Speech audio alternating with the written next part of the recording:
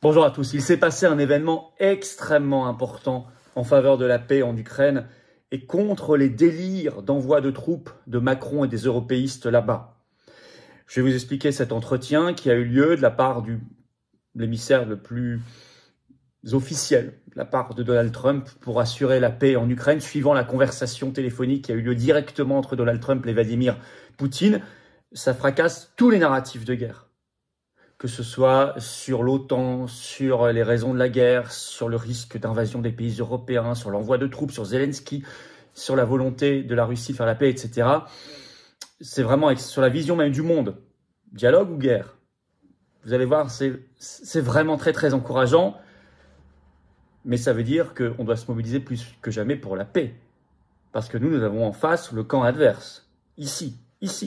Ursula von der Leyen, Macron, Keir Starmer, Merz, le nouveau chancelier allemand, les eurogagas, les européistes, le système médiatique politicien français, la fausse opposition qui n'existe pas au Parlement. Donc il faut se mobiliser. Il y a une fenêtre d'opportunité pour la paix. Et nous devons nous mobiliser parce que nous avons des fous ici.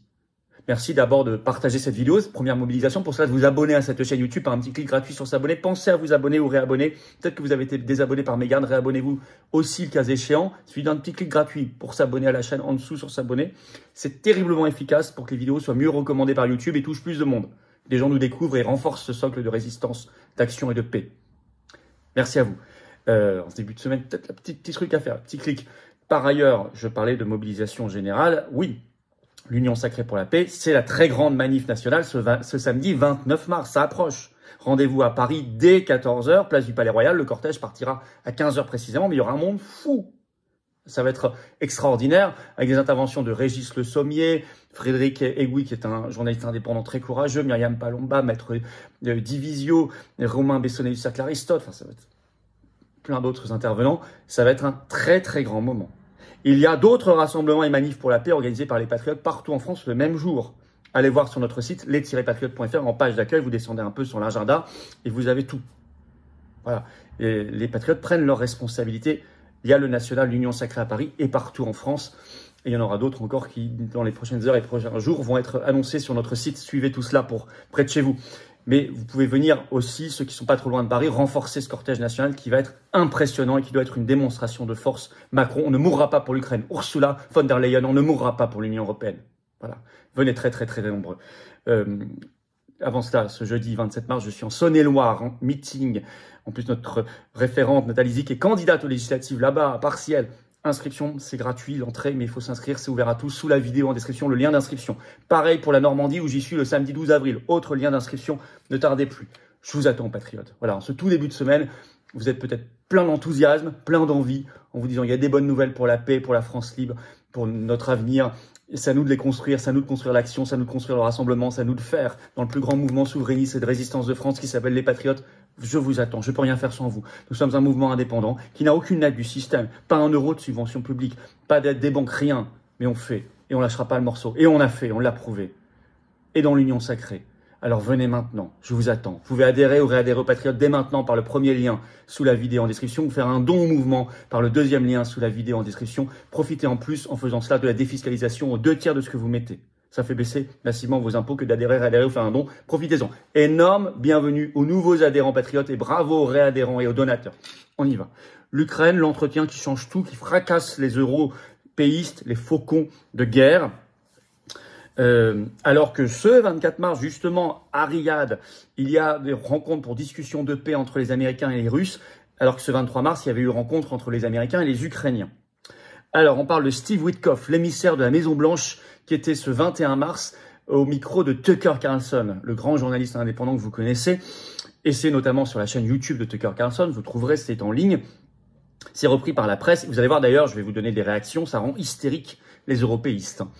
Alors, il se trouve que Steve Witkoff, donc l'émissaire officiel de Trump pour la paix, a rencontré Vladimir Poutine il y a une dizaine de jours à Moscou, sachant que le 18 mars, Donald Trump et Vladimir Poutine se sont eux-mêmes eus au téléphone pendant 3 à 4 heures pour parler de ça ensemble.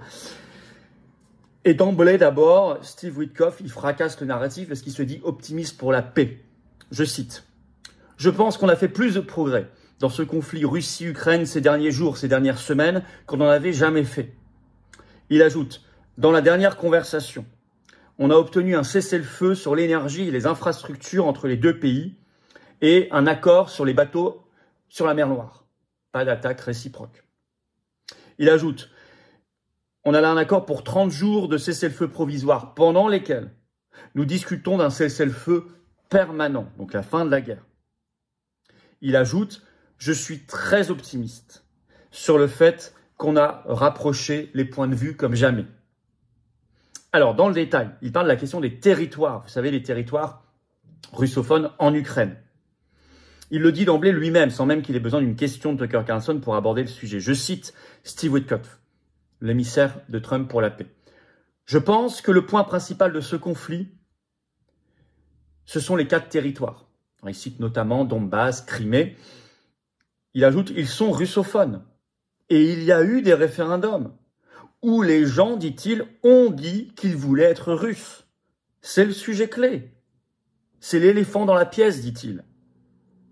Et il ajoute, la question, c'est quand est-ce que le monde reconnaîtra que ce sont des territoires russes? Ça, je peux vous dire que c'est une rupture totale avec un narratif entretenu depuis plus de 10 ans par ceux qui veulent absolument justifier la guerre contre la Russie et donc la guerre mondiale. Et là, on parle de l'envoyé officiel du président américain pour la paix en Ukraine. Sur l'OTAN, il dit, je cite, Zelensky a largement intégré le fait que l'Ukraine ne sera pas membre de l'OTAN. Il ajoute, l'Ukraine ne peut pas être membre de l'OTAN si on veut la paix. Il parle des relations. Là aussi, c'est très très important. Il parle des relations personnelles, politiques avec le président russe Vladimir Poutine. Tucker Carlson lui dit Vladimir Poutine a accepté de vous rencontrer longuement à Moscou, plusieurs fois, alors que vous n'êtes pas président et qu'il est président. Et Witkoff reconnaît, il dit « Je dois reconnaître que c'est très positif qu'il ait accepté de me rencontrer, parce qu'il aurait pu dire « Je ne rencontre que mes homologues. Je ne rencontre qu'un président parce que je suis président. » Bon. Il a accepté de rencontrer un émissaire, et longuement et plusieurs fois. Il dit même, et alors là ça rend hystérique, vous avez plein d'articles dans la presse française ce matin et dans la presse mondiale, il dit même, Witkoff dit même de Poutine, je l'aime bien. Je ne pense pas que ce soit un mauvais gars, dit-il. Je pense qu'il a été franc avec moi. Il raconte même une anecdote que je vais vous citer. Il raconte comment le président russe lui a remis un magnifique portrait du président Trump. Je cite, « Il m'a même raconté une histoire sur le fait que lorsque le président s'est fait tirer dessus, c'était le 13 juillet 2024, il est allé à son église locale, il a rencontré son prêtre et il a prié pour le président Trump. Non pas parce qu'il pouvait devenir président des États-Unis, mais parce qu'il avait une amitié avec lui et qu'il priait pour son ami. J'ai transmis, dit-il, ce message à notre président Trump à mon retour, ainsi que le tableau, ce qui l'a manifestement touché. » Comment vous créez, si vous voulez, ce qui est indispensable à la discussion politique, des relations personnelles de confiance. Il ajoute, comment régler un conflit avec une des principales puissances nucléaires du monde sans se voir. Il dit même cette anecdote, Vladimir Poutine m'a dit à notre première rencontre, rendez-vous compte, on ne s'est pas parlé avec Joe Biden pendant 3 ans. Avant, il n'y avait aucune discussion, ajoute Witkoff. Ce qui est effectivement délirant. Et je vous rappelle que notre ministre macroniste des Affaires étrangères, Jean-Noël Barrot, a dit récemment dans une interview que si Lavrov, le ministre, son homologue russe, cherchait à le joindre, il ne le prendrait pas au téléphone. Macron a dit aussi récemment qu'il n'avait pas l'intention de discuter avec Poutine, comme il ne le fait pas d'ailleurs depuis très longtemps maintenant. C'est une attitude de guerre de refuser le dialogue. Alors sur la question de Zelensky lui-même qui n'est plus élu, parce que Tucker Carlson pose le problème, il dit Zelensky n'est plus élu. Et c'est vrai qu'il ne l'est plus depuis maintenant 1 an. Pensez-vous, pose la question de Tucker Carlson, qu'il y aura des élections en Ukraine? Et là, tout de suite, Witkoff répond oui, il y aura des élections en Ukraine. Il ajoute Zelensky est face à une puissance nucléaire qui a 4 fois plus d'habitants que l'Ukraine. C'est le meilleur moment pour lui de passer un accord. Et Tucker Carlson pose la question des faucons, des euro-gagas et des euro-fanatiques qui poussent à la guerre derrière et qui poussent Zelensky derrière pour la guerre. Tucker Carlson pose le problème. On a vu le comportement arrogant de Zelensky dans le bureau ovale de la Maison-Blanche l'autre jour. Il avait été briefé par des gens irresponsables qui lui ont conseillé de se comporter comme ça, de manière agressive. Et Witkoff répond sans langue de bois, sans donner de nom. J'ai eu des conversations avec beaucoup de dirigeants européens. Donc déjà, il confirme, alors que Tucker Carlson n'avait pas parlé des dirigeants européens. Donc il confirme que ce sont bien les dirigeants européens qui ont conseillé à Zelensky de se comporter comme ça pour aller au clash avec Trump à la Maison-Blanche l'autre jour. Donc il dit donc, sans donner de nom, j'ai eu des conversations avec beaucoup de dirigeants européens. Je leur ai dit, plus vous l'encouragerez à la guerre, plus vous suggérerez que l'aide continuera, plus il y aura de drames, plus la paix s'éloignera. Et il y aura un risque de guerre nucléaire. Et je ne veux pas que l'Ukraine soit le foyer de la Troisième Guerre mondiale, finit-il par ajouter. C'est très très clair. Excusez-moi, au passage. Là, on parle d'un homme très informé, qui est l'émissaire pour la paix de la première puissance mondiale. Vous remarquerez qu'il dit exactement l'analyse que nous faisons depuis le premier jour de cette guerre. Cette analyse-là, on l'a fait tout de suite sur cette chaîne et aux Patriotes. Et on se bat. Je rappelle qu'on fait des manifs pour la paix sur cette affaire depuis 2022. Que celle qui s'annonce ce samedi 29 mars, c'est peut-être la plus grande qu'il y a jamais eu. Et très probablement d'ailleurs, vu les retours qu'on a. Rendez-vous à Paris dès 14h, place du Palais Royal, ce samedi 29 mars, l'Union sacrée pour la paix, manif nationale pour la paix. Le cortège part à 15h précise. Venez tous, organisez-vous, ça va être... Et c'est sécurisé, bien sûr. Nous, on organise tout parfaitement, comme vous le savez, et on invite tout le monde à prendre la parole. Ceux qui veulent le savent, ils sont les bienvenus. Je ferme cette parenthèse. Tucker Carlson pose la question. Que pensez-vous de Keir Starmer, donc le Premier ministre britannique, qui se comporte comme un européiste, et de Macron? Macron n'est pas cité par Carlson, mais c'est implicite dans la question, qui veulent envoyer des troupes en Ukraine.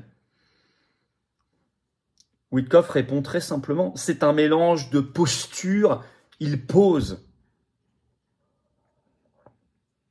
Carlson répond, mais pensez-vous que la Russie veut vraiment envahir l'Europe? Witkoff répond tout de suite, à 100%, je pense que non. Ils ne veulent même pas absorber l'Ukraine. Et ils n'ont même pas besoin d'absorber l'Ukraine. Ça, c'est très important, parce que là, c'est peut-être le moment le plus important de cet entretien, parce qu'il fracasse les projets délirants d'envoi de troupes. Je rappelle qu'il y a un sommet ce jeudi à Paris, organisé par Macron, soi-disant pour la paix, mais qui est un sommet pour la guerre, pour organiser l'envoi de troupes, d'avions, etc. Lui fracasse ça, et il fracasse la justification en disant, bien sûr que non, la Russie ne veut pas envahir les pays européens. Ça me rappelle la phrase que nous martelons partout, que nous écrivons sur tous nos réseaux sociaux, et je vous encourage à l'écrire partout. Il n'y a pas de menace russe en France, c'est de la foutaise, c'est de la propagande pour encourager la peur et la guerre. Comme le kit de survie, toutes ces choses-là. Alors ensuite, dans une dernière partie de l'entretien, il parle du rôle des faucons, les warmongers aux États-Unis, les faucons, ceux qui poussent à la guerre à Washington. Tucker Carlson dit, il y a beaucoup de monde à Washington intéressé par la guerre, financièrement, idéologiquement, et qui pousse depuis longtemps à un conflit contre la Russie. Witkoff répond, et on cerne sa vision du monde, nous avons besoin d'un monde de dialogue pour régler les problèmes économiques, énergétiques, pour parler de l'Iran, etc. Qui voudrait d'un monde où personne ne se parle? C'est tout bête, c'est tout simple, mais qu'est-ce que ça fait du bien de l'entendre à ce niveau-là? Parce qu'on n'entend jamais ce genre de phrase. Est-ce que vous avez déjà entendu une seule fois Macron, tous ces gens-là, Ursula von der Leyen parler comme ça? Jamais, ils parlent toujours autre, par la peur, l'agressivité. Alors d'ailleurs, cet entretien plein de bon sens et d'apaisement a rendu hystérique les faucons ici. On va citer par exemple Marion van Rentergem, qui est une journaliste, très va-t-en-guerre, qui a été au Monde, LCI, l'Express, et qui d'ailleurs vient de mettre un tweet sur son compte X en parlant de Donald Trump comme, je cite, un clown fasciste, et qui a mis en réaction ce 22 mars sur son compte X à cet entretien, je vais vous citer, « Le ridicule de Trump et de sa cour a dépassé celui du roi Ubu. Witkoff, envoyé de Trump en Russie, rapporte avec une naïveté touchante que Poutine lui a assuré être allé prier pour Trump et avoir fait faire son portrait par un artiste russe qui lui est cher. » Oui, c'est de l'humain. Vous voyez? Et voyez comment ils réagissent tout de suite. Prier, le mot est peut-être un gros mot. On remet des choses qu'on n'entend pas normalement. Moi, je trouve ça très bien. Très bien. Je ne crois pas pour connaître le pédigré et le parcours de Witkoff, qui a la moindre trace de naïveté chez lui. C'est un homme très lucide, qui a l'habitude des négociations et on lui a fait pas. Voilà. Mais c'est vrai qu'il semble vouloir très sincèrement vouloir laisser une chance à la paix et au dialogue et éviter la Troisième Guerre mondiale. Tout ça est plein de bon sens. C'est une bonne nouvelle pour la paix. C'est contre les plans européistes et macronistes de guerre. Ça ne veut pas dire que c'est réglé. Parce qu'ici, on a des gens qui sont furieusement contre cela et qui peuvent être excités, au contraire, par le goût du sang et de la guerre. Il faut se battre ici pour la paix. Merci, partagez cette vidéo, vous abonnez à cette chaîne YouTube par un petit clic gratuit sur s'abonner. Pensez-y, ce début de semaine, un petit clic, ça aide énormément à un meilleur partage, une meilleure diffusion des vidéos automatiquement. Merci à vous, c'est un clic gratuit pour vous. Venez ce samedi 29 mars. Paris, rendez-vous dès 14h, place du Palais-Royal. Ça, c'est la manif nationale. C'est l'Union sacrée pour la paix, avec des intervenants de très haute qualité, un monde fou. Rendez-vous dès 14h, place du Palais-Royal. Le cortège partira, il arrivera à place Pierre-Laroque, mais il partira de la place du Palais-Royal à 15h précise. Mais venez avant parce qu'il y aura beaucoup de monde. Il y a du covoiturage qui s'organise, contactez vos référents. Il y a d'autres manifs et rassemblements pour la paix en France. Par ailleurs, un peu plus loin de Paris, allez voir sur notre site les-patriotes.fr.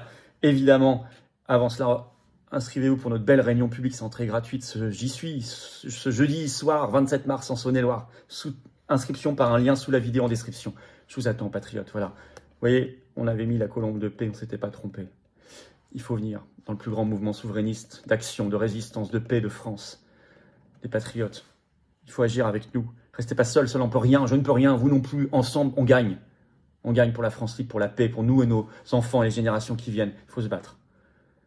Mais il y a des gens qui nous soutiennent depuis longtemps, mais qui ne sont pas encore là. C'est peut-être le moment de venir. L'heure est grave.